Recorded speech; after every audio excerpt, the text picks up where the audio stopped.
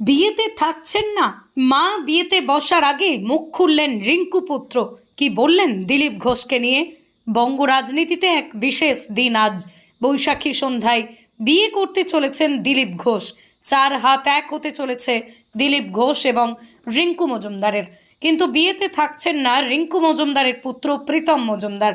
বিয়েতে না থাকলেও দিলীপ ঘোষের মতন ভালো মানুষকে তার মা জীবনসঙ্গী হিসেবে পাওয়াতে তিনি অত্যন্ত খুশি, এমনটাই জানালেন প্রীতম।